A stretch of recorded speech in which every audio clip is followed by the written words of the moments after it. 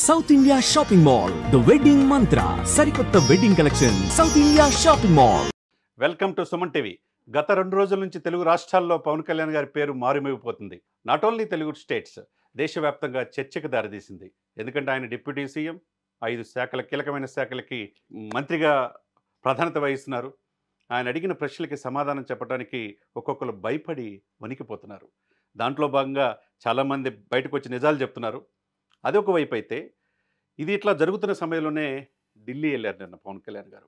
ఢిల్లీలో national democratic alliance ఎన్డీఏలో మోదీ గారి నాయకత్వంలోని ఆ కూటమిలో నిన్న సెంటర్ ఆఫ్ అట్రాక్షన్. మొన్నటిదాకా మోదీ గారు వెనకున్నారు, లెఫ్ట్ సైడు. ఆ తర్వాత ఈ మధ్య మోడీ గారికి రైట్ సైడ్కి వచ్చారు. ఇప్పుడు ఇంకా ఫస్ట్ రోల్లోకి వచ్చాడు. అంటే రోజు రోజుకి పవన్ కళ్యాణ్ గారి ప్రాధాన్యత ఏ విధంగా ఉంటుందో చాలా డిస్కషన్లో మనం చెప్పుకున్నాం. అంటే ఆయన్ని చాలామంది తక్కువ అంచనా వేశారు. ఈరోజు దేశ రాజకీయాలు శాసించే పరిస్థితిలో ఉన్నాడంటే ఒక తెలుగు వ్యక్తిగా మనం అందరూ గర్వపడాలి.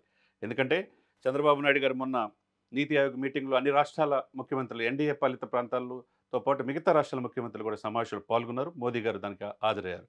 తన వ్యక్తిగత పని చంద్రబాబు నాయుడు గారు ఉండటం వల్ల కుప్పంలో ఆయన ఇంటి గృహప్రవేశం ఉండటం, అదే సమయంలో డిప్యూటీ సీఎంగా పవన్ కళ్యాణ్ గారికి కూడా ఆహ్వానం వచ్చేదలికి నిన్న దాంట్లో పవన్ కళ్యాణ్ గారికి వెళ్ళటం, మోదీ గారికి పుష్పగుచ్చి ఇచ్చి ఆయనతో పాటు కలిసి భోజనం చేసే అవకాశం వచ్చింది. అంటే ఎంత ప్రాధాన్యత, ఎక్కడ పవన్ కళ్యాణ్, ఎక్కడి నుంచి వచ్చిన పవన్ కళ్యాణ్. సినిమాల్లో సక్సెస్ అయ్యాడు, రాజకీయాల్లో సక్సెస్ కాడు అనుకున్నారు. కానీ ఈ రోజున దేశవ్యాప్తంగా పవర్ఫుల్ పొలిటికల్ స్టార్గా అవతరించాడు. ఒకవైపు సినిమాలు చేసుకుంటున్నాడు, సినిమాలు రెడీగా ఉన్నాయి. ఇంకోవైపు రాజకీయాలు చేస్తున్నాడు. రాజకీయాలు ఇక్కడ ఉభయ తెలుగు రాష్ట్రాల్లో చేస్తే పర్లా, దేశంలోనే రాజకీయాలు, పవన్ కళ్యాణ్ లేని రాజకీయాలు ఊహించుకోవడం కష్టం అన్నట్టుగా ఉంది. కాబట్టి నేటి ఎంతోమంది రాజకీయ నాయకులకి పవన్ కళ్యాణ్ గారు స్ఫూర్తిగా ఉంటున్నారు. ఒకవైపు ఢిల్లీ అనుకుంటే, ఢిల్లీలో మోదీ గారి పక్కన ఉన్నాడు, మోదీ గారితో కలిసి భోజనం చేశాడు. వెంటనే ఈవినింగ్ కల్లా చెన్నై వెళ్ళాడు. అంటే ఏంటి, 1 కంట్రీ 1 ఓట్ అన్నట్టుగా.